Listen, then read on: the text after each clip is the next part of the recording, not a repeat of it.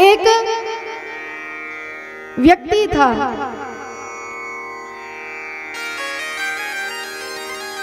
जिसका क्या नाम था? हल्ले। एक व्यक्ति था, उसका नाम था हल्ले। हल्ले दाऊ कहते थे सब उससे। अब दाऊ की आदत ये थी कि दाऊ खाते बहुत थे, भूख ज्यादा लगती थी। तो घर वालों ने कहा कि तुम दिन भर पड़े रहते हो, ना काम करते हो ना कुछ करते हो, और दिन भर बैठे बैठे जो है रोटी तोड़ते हो। अगर घर में रहना है तो कमाना पड़ेगा, कहीं काम करने जाओ, और नहीं कमाते हो तो घर से बाहर निकल जाओ। अब दाऊ कैसे थे? हल्ले दाऊ ऐसे थे कि बड़े सीधे साधे थे, ज्यादा एच पैच में नहीं आते थे, भोरे भारे थे।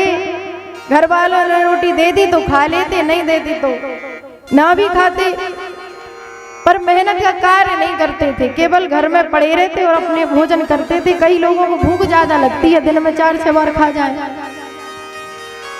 तो दाऊ को भूख ज्यादा लगती थी। घर वालों ने कहा देखो रहोगे तो कमाना पड़ेगा, और नहीं कमा रहे तो जाओ। घर वालों ने निकाल दिया, बोले ये तो ऐसा ही है, ये तो पड़ा रहेगा, खाता रहेगा, खर्चा और बढ़ा रहा है राशन पानी का, घर का, इसलिए निकाल दिया, तो जाओ। तो निकल गए हल्ले।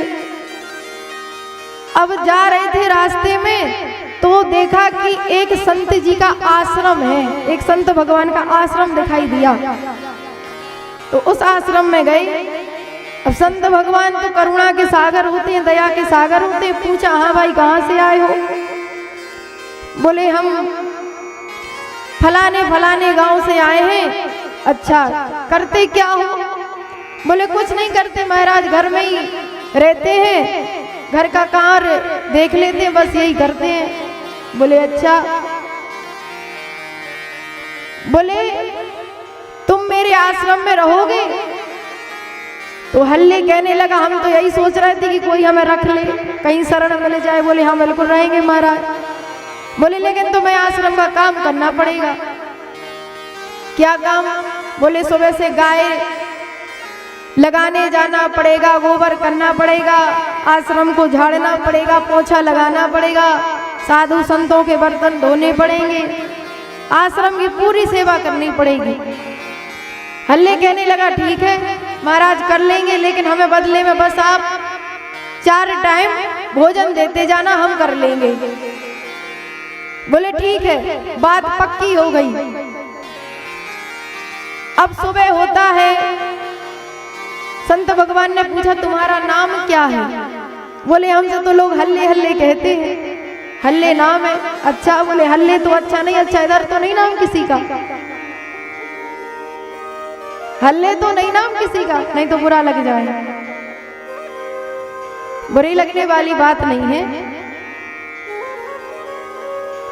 आपसे पहले भी पता नहीं कितने हल्ले पैदा होके मर गए। हाँ, इसलिए बुरा नहीं मानना। बोले हल्ले नाम तो बोले ठीक नहीं है, अब तुम हमारी शरण में आए हो, संत की शरण में आए हो, इसलिए तुम्हारा नाम क्या रखें? उसका नाम रखा रामदास। बोले आज से तुम रामदास हो। बोले ठीक है, रामदास उसका नाम रखा। अब संत भगवान कहते हैं हाँ रामदास चलो ये आश्रम का ये वाला काम कर लो, ये काम कर लो। तो रामदास करता, सुबह से गायों का जो है चारा उनको रखता, सानी बनाता, गोबर करता, सब करता। एक दिन क्या हुआ, आश्रम में एकादशी पड़ी, एकादशी आ गई। आप लोग रहते हो एकादशी? अपन रहते हैं कि नहीं? बोले सबसे पहले उठते हैं और उठ के ऐसे ही तेजों की भूख लगती है कि मंजन बाद में होता है, पहले कुछ खाने चाहिए। ऐसे ही है। पर यहाँ वीरपुर के तो सभी भक्त रखते हैं एकादशी का व्रत। रखना चाहिए, सबसे बड़ा व्रत होता है एकादशी, व्रतों का राजा है एकादशी। अगर व्यक्ति साल में कोई व्रत ना रहे और सिर्फ एकादशी व्रत रह ले तो समझो कि उसको साल भर के सारे व्रतों का फल मिल गया। इतनी महत्व है एकादशी का। हम खुद रहते हैं, हम कोई व्रत नहीं रहते साल में, आपसे सत्य कह रहे हैं, कोई व्रत रहते नहीं है साल में, केवल एकादशी रहते हैं। अभी है 14 या 13 तारीख को, तो रहेंगे। तो व्यक्ति को एकादशी तो करनी ही चाहिए। अगर आप कृष्ण के भक्त हैं, राम जी के भक्त हैं, वैष्णव हैं, तो आपको एकादशी करना चाहिए, चाहे कोई व्रत करो या ना करो।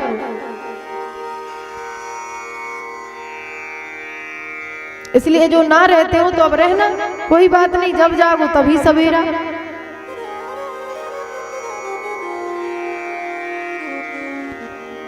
एकादशी पड़ी आश्रम में। अब इसने देखा कि भाई आज तो बनने का, भोजन बनने का कोई मालूम ही नहीं पड़ रहा है, कोई रसोई नहीं जला रहा है, क्या बात है, आज क्या भोजन नहीं बनेगा। इसको भूख लगी सुबह से। गुरुजी के पास गया, कहने लगा गुरुदेव क्या आज भोजन नहीं बनेगा। गुरुजी कहने लगे देखो रामदास, आज तो जो है आज एकादशी है, तो चूल्हा नहीं से लगेगा। बोले फिर? बोले आज तो सब व्रत है, तो फल खाएंगे, सब फलाहार रहेंगे।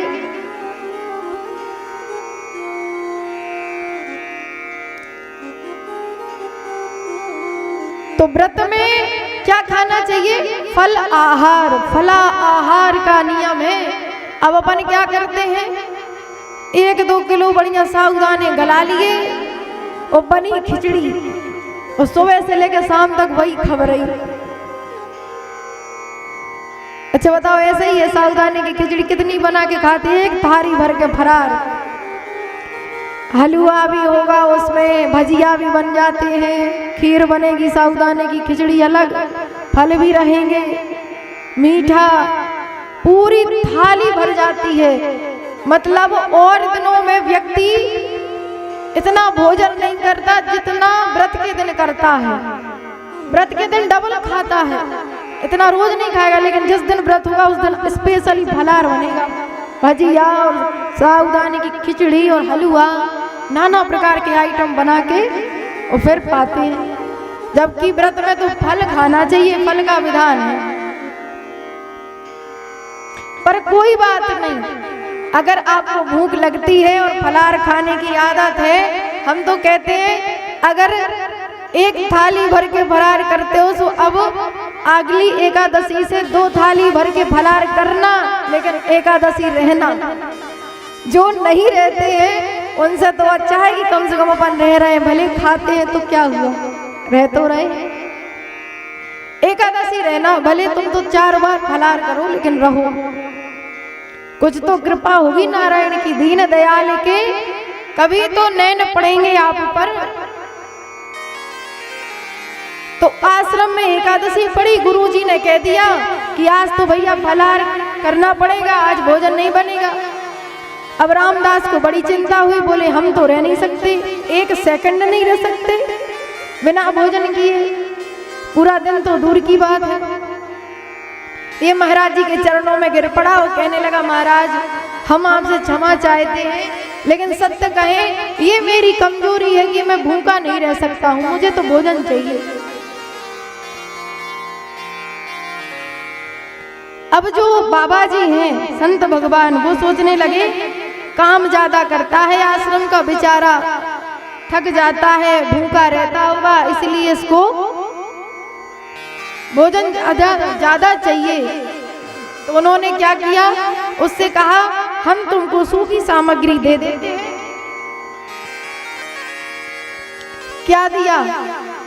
बोले हम सूखी सामग्री दे रहे हैं, एक वृक्ष के नीचे जाकर के राम जी को भोग लगा करके फिर पाना। बेचारा भोला भाला था, कहने लगा ठीक है गुरुजी। तो गुरुजी ने आटा दिया, दाल दिए, चावल दिए, नमक दे दिया, घी दिया, सारी चीजें दी और कहा ले जा करके बाहर भोजन को सिद्ध करके और राम जी को भोग लगा कर पाना। बोले ठीक है, भोला भक्त था, ले गया सामग्री को एक वृक्ष के नीचे रख करके और भोजन इसने बनाया,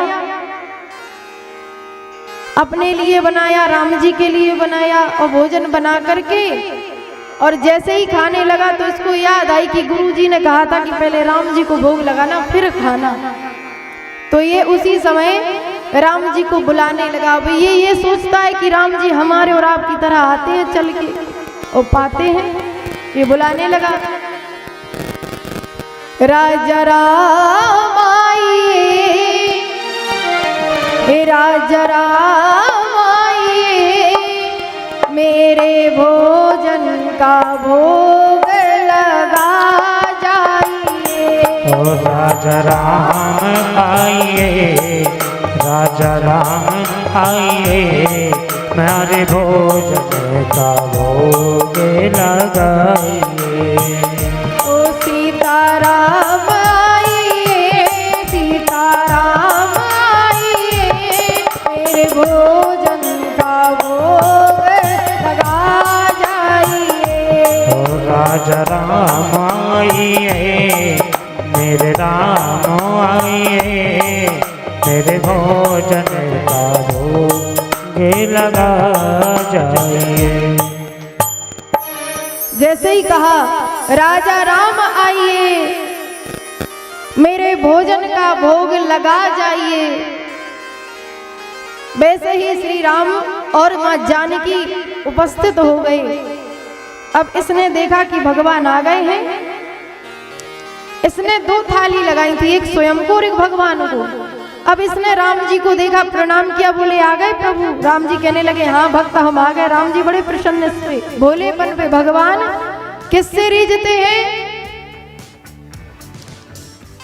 प्रेम से रीझते हैं भगवान। राम ही केवल प्रेम प्यारा, जान ले जो जान निहारा। भगवान प्रेम के अधीन है, प्रेम से रीझ जाते हैं।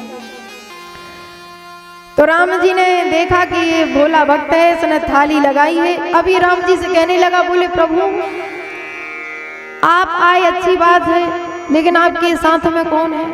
तो राम जी कहने लगे ये हमारी पत्नी है, ये जानकी जी हैं। अच्छा, लेकिन हमने तो आपको बुलाया था, आप इनको क्यों ले आए? अब हमने इतना भोजन थोड़ी बनाया है कि हम आपको भी खिला दें और इनको भी खिला दें, और हम क्या खाएंगे? हम भूखे रह जाएंगे। हमने तो 2 लोगों के हिसाब का भोजन बनाया था, अब हम 3 हो गए। अब राम जी कहने लगे अब हमारी ये पत्नी है, हम आ रहे थे तो ये कहने लगी हम भी चलेंगे। अब ये आ गई है तो अब इनको भी भोजन दो, व्यवस्था करो। तो कहने लगा ठीक है। तो इसने राम जी को भोग दिया, जानकी जी को दिया, उस स्वयं ने भी पाया। राम जी चले गए भोजन करके। ये गुरु जी के पास आया, फिर से एकादशी पड़ी। तो फिर से गुरुजी ने यही कहा कि भैया तू बाहर जा, सामग्री ले जा और सिद्ध करके राम जी को भोग लगा के और पाना।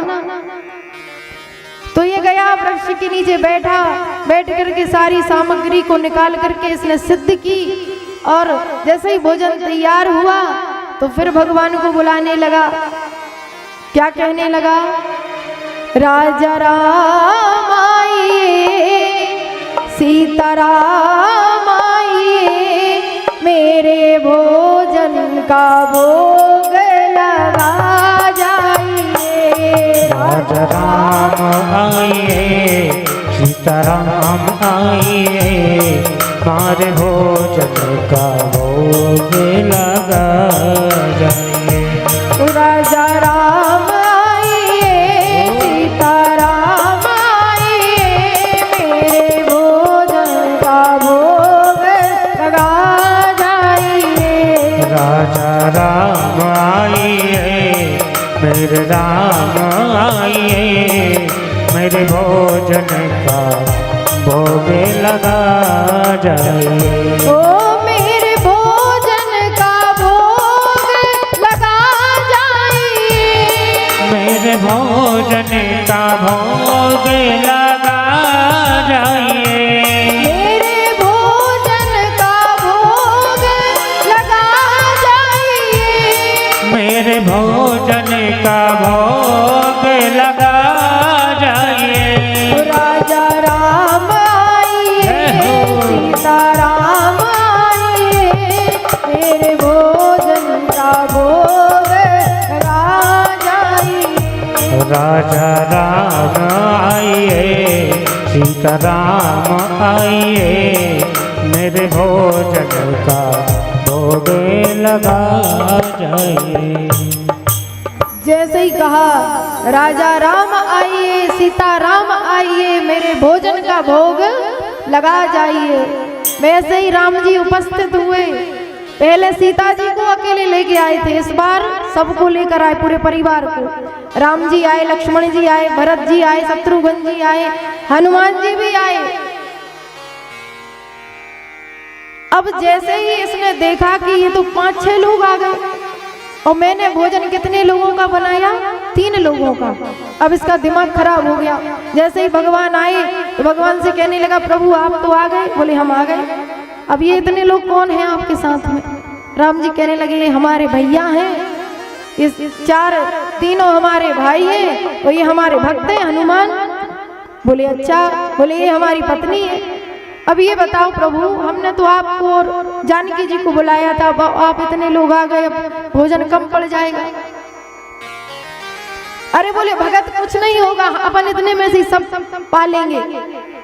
अरे बोले पा तो लेंगे, लेकिन हम भूखे रह जाते हैं। इसको खुद के भोजन की चिंता है कि हम भूखे रह जाते हैं। ये खुशी नहीं है कि भगवान आ गए, क्योंकि भोला है बहुत। इसको ऐसा लगता था कि भगवान ऐसे ही आते हैं जैसे उसके सामने प्रकट हुए हैं। सबने बढ़िया भोजन किए। लक्ष्मण जी राम जी से कहने लगे, बोले धन्य है। अरे मंदिरों के पुजारी घंटुलिया बजा बजा के मर जाते हैं, आपको बुला बुला के, वहां तो जाते नहीं हो जहाँ 56 प्रकार के मालपुआ मिलते हैं। यहाँ आए हो, हमें ले आए, बेइज्जती कर रहा है। भगत कह रहा है इनको क्यों ले आए? राम जी कहने लगे, अरे इसके भाव को समझे नहीं, ये बड़ा भोला है। और भगवान भाव पर ही रीझते हैं, भोलेपन पर ही रीझते हैं। भगवान को प्राप्त करना है तो आपको सरल बनना पड़ेगा। कैसा बनना पड़ेगा? सरल, सौम्य, अपने स्वभाव में नम्रता लानी पड़ेगी। जब आप सरल बने जाएंगे, सौम्य बने जाएंगे, तो राघव की कृपा होगी।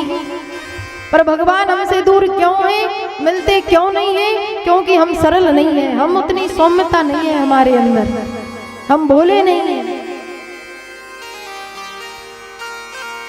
अब भगवान जाने लगे तो ये कहने लगा, बोले प्रभु जरा रुको। भगवान रुके। बोले हाँ भगत बताओ। बोले अब ये बता दो कि अब की बार आओगे तो कितने लोगों को लेके आओगे? क्या है, हम सामग्री कम लाते हैं, भोजन कम पड़ता है, इसलिए पहले ही बता दो कि कितने जन आओगे तो हम उस हिसाब से सामान लाएंगे। राम जी मुस्कुराए और अंतर ध्यान हो गए। राम जी ने कुछ नहीं कहा। अब ये आया गुरु जी के पास और आकर के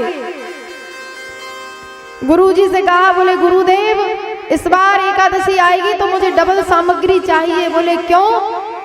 अरे बोले आप भगवान का कहते हो कि भगवान को भोग लगाओ, और मैं लगाता हूँ भगवान को भोग, तो भगवान आते हैं पूरे परिवार को लाते हैं, मुझे सामग्री कम पड़ जाती है। गुरु जी कहने लगे, अच्छा भगवान आते हैं भोग लगाते हैं? मैंने जीवन बिता दिया भगवान की शरण में, कभी सपने में भी नहीं दिखे, और इसको भगवान दिखते हैं, भोजन पाते हैं। अरे झूठ बोल रहा है, गुरु जी को भरोसा नहीं होता। इसके बुलाने पे भगवान आएंगे। गुरुजी सोचने लगे कि जरूर ये कुछ करता है, या तो ये आटे को बेचता है, सामग्री को, ये कुछ ना कुछ तो गड़बड़ करता है। इस बार इसको डबल सामग्री दूंगा और जाकर के देखूंगा कि ये करता क्या है। गुरुजी ने कहा चल ठीक है, तुझे दे दूंगा, ज्यादा सामग्री दूंगा। फिर से एकादशी आई, गुरुजी ने पहले से इस बार ज्यादा सामग्री दी, बोरा भर भर के। बोले जा बना और राम जी को भोग लगा और फिर पाना। ये गया सामग्री लेके और एक वृक्ष के नीचे जाके बैठ गया। और गुरुजी ने सोचा कि ये बेचता होगा, देखेंगे ये करता क्या है। तो गुरुजी गए और एक वृक्ष के पीछे जाकर के छुप गए और देख रहे हैं गुरुजी की कर क्या रहा है।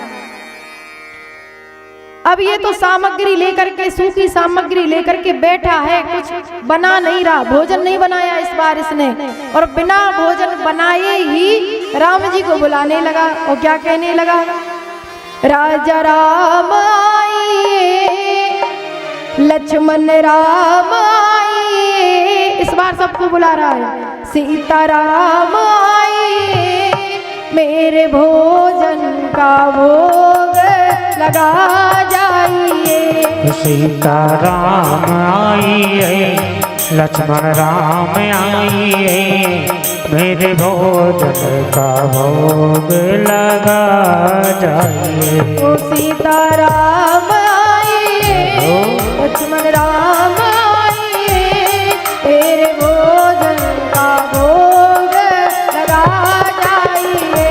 सीताराम आइए, लक्ष्मण राम आइए, मेरे भोजन का भोग लगा जाइए। जैसे ही इसने कहा कि राजा राम आइए, सीता राम आइए, लक्ष्मण राम आइए, मेरे भोजन का भोग लगा जाइए।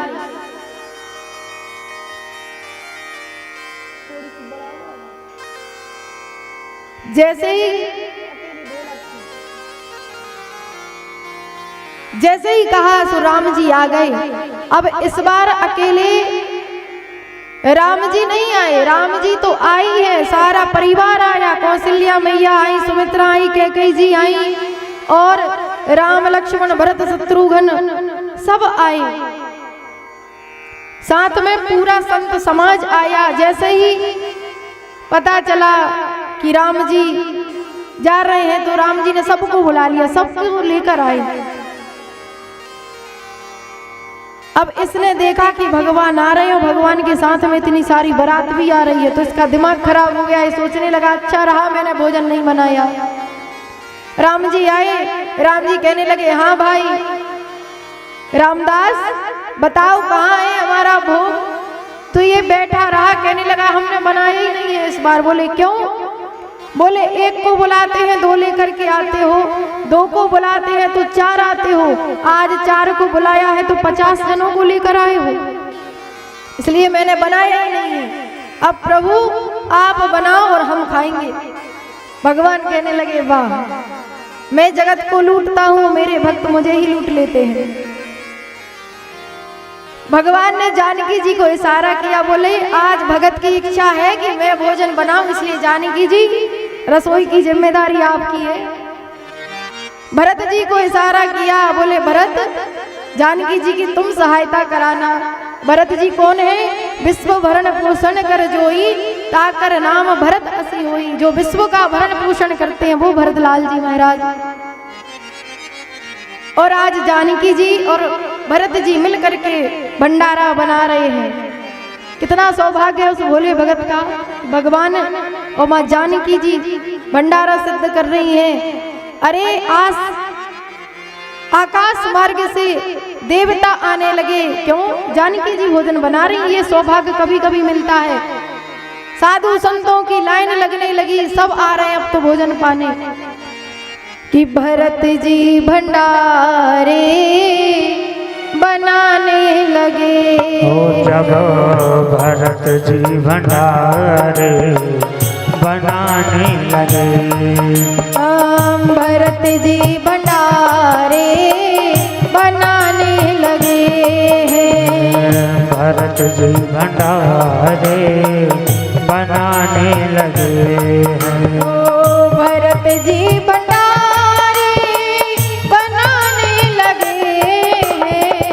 भरत जी भंडारे बनाने लगे हैं। भरत जी भंडारे बनाने लगे हैं। भरत जी भंडारे बनाने लगे हैं। लखन जी लकड़ियाँ लाने लगे हैं।